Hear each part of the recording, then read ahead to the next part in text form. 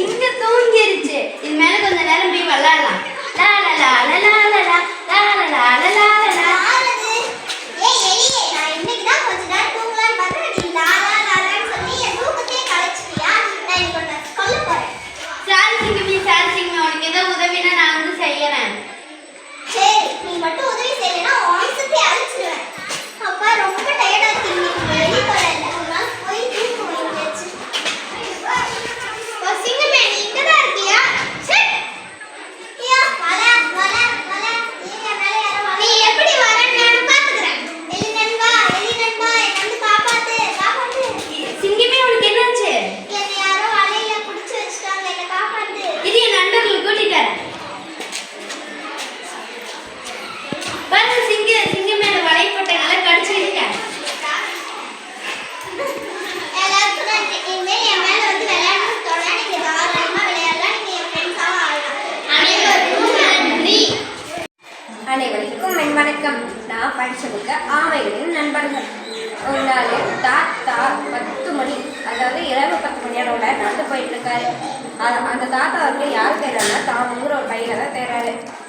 அந்த பையன் தண்ணீர் பாக்கெட் இருக்கிற பையன். அதுவும் எப்படி தெரியுமா, 2 ரூபா அப்படின்னா தண்ணி பாக்கெட் வேணுமா அப்படின்னு கேட்டு வீட்டுக்கு செய்யணும்னா அதுவும் தினசரி 200 பாக்கெட் அவன் விற்பான்.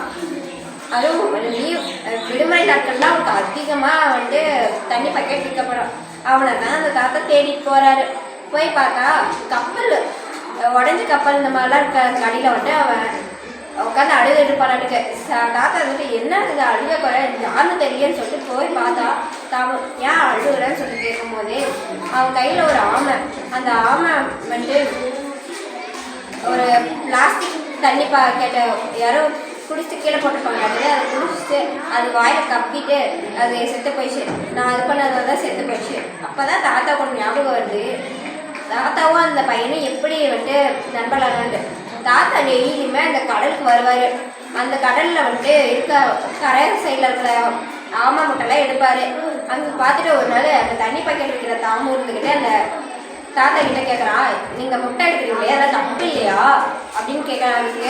அவங்க வந்துட்டு நான் ஒன்றும் இதை எடுத்து தப்பான காரியெல்லாம் எதுவும் செய்ய மாட்டேன். நான் எங்கள் வீட்டுக்கு கொண்டு போய் இந்த நாமையெல்லாம் வந்துட்டு பெற செய்வேன்.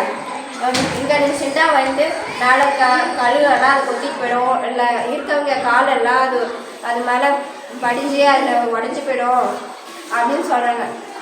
அப்போ தான் அதனால தான் வந்துட்டு அந்த ஆமையை வந்துட்டு கையில் வச்சுக்கிட்டு தாம அழுதுட்டு இருப்பான். நீ அழுகாதான் தாத்தா எவ்வளவோ சொல்லி பார்த்துருப்பாரு. ஆனால் தாம அழுகையை நிறுத்திக்கவே மாட்டான். உடனே அந்த தாத்தா வந்துட்டு நாளைக்கு நீ பள்ளிக்கு போகணும் அப்படின்னு சொல்கிறாங்க. உடனே வந்துட்டு என்ன பள்ளி அப்படின்னு வந்துட்டு தாமுக்கு ஆச்சரியம். புதுசாக ஏதாச்சும் ஒரு விஷயம் கேட்ட உடனே அவன் வந்துட்டு எப்பயுமே அழுகை நிறுத்திடுவானாட்டுக்கு. அது மாதிரி நிறுத்திட்டான். அப்படின்னு தாத்தா சொல்கிறேன். இதை சொல்கிறதுக்கு தான் நான் உன்னை இன்றைக்கி தேடிட்டு இங்கே வந்தேன் அப்படின்னு சொல்கிறேன். அதுக்கப்புறமேட்டு வந்துட்டு அந்த பள்ளியோட தலைமை ஆசிரியர் என்னோட நண்பர் தான், உன்னை வந்துட்டு அந்த பள்ளியில் சேர்த்துக்கிறாராம் அப்படின்னு தாமுகிட்ட சொன்னோடனே தாமு சிரிக்கிறான். அப்புறம் தாமு சொல்கிறான், நான் காலையில் ஸ்கூலுக்கு போயிட்டு சாயந்தரம் உங்ககிட்ட வந்துட்டு இந்த ஆமைக்கான முட்டையெல்லாம் எடுத்து தருவேன், கீழே கிடைக்கிற பிளாஸ்டிக் குப்பையெல்லாம் எடுத்து குப்பை தொட்டியில் போட்டுருவேன் அப்படின்னு சொல்கிறான்.